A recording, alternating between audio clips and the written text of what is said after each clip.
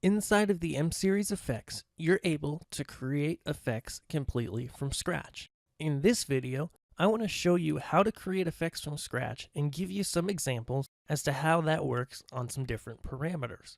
Then later in this video, I'm going to show you how to use the grouping tools to really create some awesome looking effects. In the next video, I'll show you how to use EffectsLink to make synchronized effects. The first thing I want to do is create an intensity effect. So I'm going to grab my Mac Quantum Profiles by clicking on the group, and then I'm also going to go ahead and bring up my encoder belts. The first thing we want to do is click Intensity, the parameter that we want to modify with the effects, and click over to Effects. If you haven't watched the previous video on the effects controls, I urge you to do that and then come back to this video so you can follow along successfully. The effects controls video runs you through all the individual controls that are available and explains how they work. Now we've clicked over to effects and I want to click on swing. As we went over earlier, swing is the amount off of the base point of the light that the effect is going to move. So I want to set the base point of intensity right in the center at 50%. You can do that by clicking the center button or by scrolling the encoder wheel to 50%. Back at our effects control, we can now set a swing. For this example, I want to scroll that down and click on 100% so that the effect uses 100% of the fixture's range from the center point, that base that we're at 50%. Now let's set a speed. Just going to dial this up. I generally like a speed around maybe somewhere like 40%, just so we can see what's going on, but it's not too fast that it's hard to follow along. Next, we've got our mode. As we described earlier, there's a variety of modes available inside of M-Series. You can choose any mode from the default sine wave to some additive or subtractive curves, or these nice hard chase style effects. I'm going to stick with the soft sine wave because it helps you to be able to see how the wave and step in the effects timing affect the parameters as we work with the effects. I'm also going to leave multiplier at ×1 because for this example, I'm happy with the speed everything's moving at. Let's go over to effects timing. Now we have the option to set wave and step per x. As we briefly went over in the effects controls, wave allows us to separate our fixtures and spread the effect across many fixtures, whereas step has each fixture or group of fixtures do the effect individually, and then the effect moves on to the next fixture or group of fixtures. Let me click over to wave. We have 24 total fixtures selected. The console shows that to us here.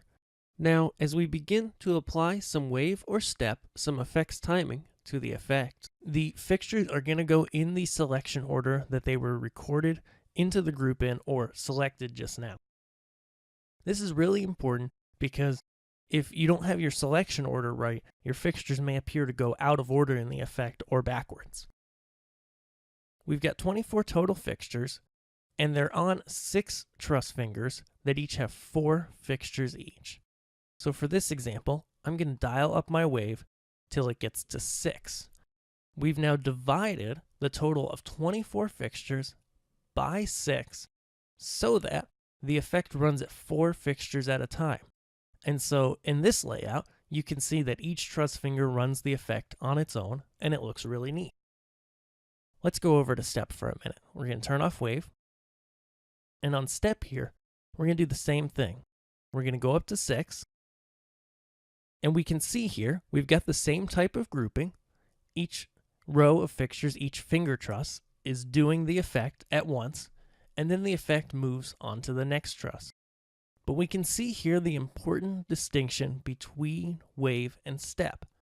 Whereas in step, you can see each fixture or group of fixtures in this example runs the effect, and then it moves on to the next finger truss. And each truss returns to the base point before the effect begins on the next truss or group of fixtures. Let's turn off step and assign a wave.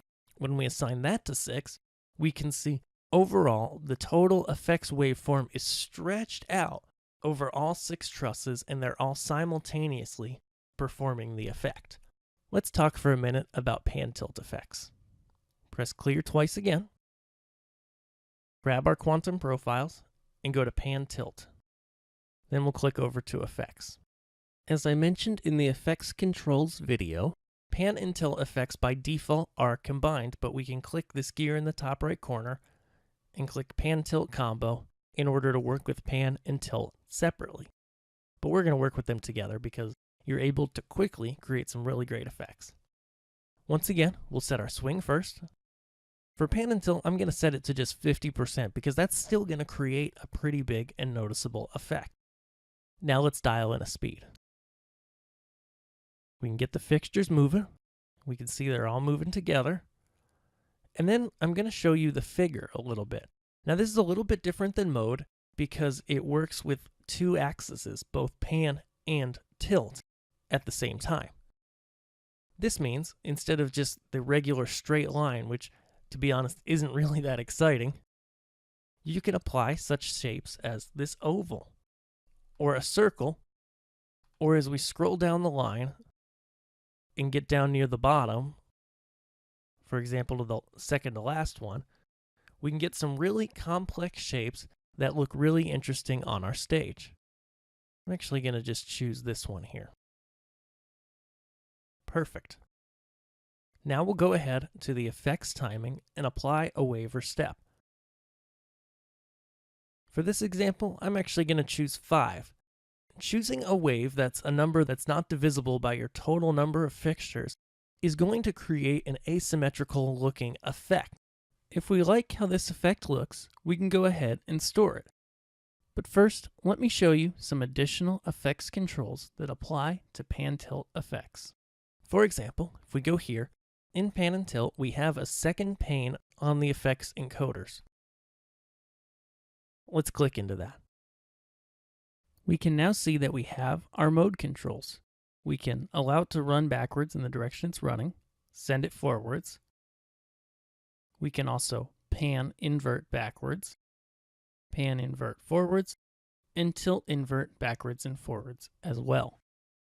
Now let's go ahead. I'm going to set my effect timing, my wave back off, so all the fixtures are moving uniformly, because I want to show you something really interesting that you can do. We're going to go ahead. I'm going to select just half of my quantum profiles here in the 2D plan view. Perfect. Let's go ahead. Select half of those exactly. And now I'm going to take this half that I selected, going back to my groups and preset strips, and I'm going to go to the second pane of our effects encoders. I'm going to set that mode to run opposite of the way that all the fixtures were running. And now I can see that the right half of the rig, which I had selected, is actually running the effect in the opposite direction as the left side, making a pretty interesting looking effect, considering we haven't used a wave or step value yet. Let's make it run the same direction again. Now we can go ahead and rotate. The rotate control is really powerful because you're able to literally rotate how the effect affects the pan and tilt as if you physically rotated the fixture on the stage. Here's how to work with the grouping tools inside of the M-Series effects to create some more complex looking effects. Let's go ahead. I'm just going to select my quantum profiles row 4. I can highlight them there to show them to you. And let's go ahead to intensity. Show this on an intensity effect. We'll bring our output to center, and we'll go here to effects. Now I'm going to go ahead, dial in a quick effect here on intensity. Awesome, so we can see it's moving here. Perfect. And now we're going to click grouping. Grouping works in conjunction with the effects timing and is also available on the 4th encoder belt of the effects timing parameter group. We can click here to gain access to our fan and effects grouping tools filters. This is the same as if you were to go in the regular grouping tools box and turn on the switch that says fan/effects. And we're also able to access the grouping tools here on the grouping tab. I want to show this to you on the grouping tab because it visually shows us what's going on. Let's go ahead and dial in fan mirror per X. We'll set that to 2. Now we can see that the two outer units are selected, and we can go ahead now to effects timing and set a wave. So if I set a wave, say of 3, I now took 6 fixtures that I had selected. I went in my grouping and I did a mirror per 2. So I divided it in 2 down the middle in a mirrored format. And then I set my effects timing to a wave of 3. So now we had divided it by 2, which makes 3 fixtures, and we had and then we decided to spread that wave out across all 3 fixtures, and you can see the result.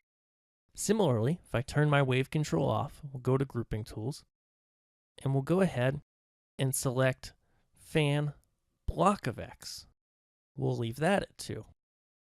Now we can go ahead and set a wave per X at 3 again. And we can now see that our fixtures are running the effect in blocks of 2 and spreading that across all 6 fixtures, because when you divide 6 by 2, of course, you get 3 groups of 2 fixtures equals your 6 total fixtures. Some of the other controls available that are really neat are, for example, the random button. We go ahead in here to grouping. We're going to turn off the grouping that we had selected and press random to randomize our fixtures. Now we can go ahead, set a wave or a step, and we can see now that the effect is happening in random order. I'm going to select 6 so we can just see that it's totally random. This looks especially cool with large amounts of fixtures. And at any time, you can press sort to bring the fixtures back into their selected order. Another really great way you can do this is by group. So here we can see on the grouping encoder, we can go fan by group. Let me show you how this works. Let me clear my programmer. If I go ahead and click my quantum profiles by row, there are 4 of these rows. Go to intensity. We're going to build that effect again. Let's dial in a swing and a speed value so we can see them all going here. Perfect. Then we're going to go to our effects timing, and we're able in the grouping tab, just like the grouping encoder setup we were in before, we're able to go fan by group, and now wave per X shows us 6 because we've now split our 24 fixtures into the groups that are of 6 fixtures each in 4 rows. Now we're able to go ahead and apply a wave or step. We can now see that if we apply it by 6, we've now divided our 24 fixtures into groups of 6, which are our 4 groups. Because we're fanning by group, it now goes nice and easily by row on our truss fingers. If I turn off my wave and turn off my grouping, I can then show you how great it looks to hit random and then apply a wave or step. We can now see that we have a random effect placed asymmetrically on our rig, which makes a really cool pattern.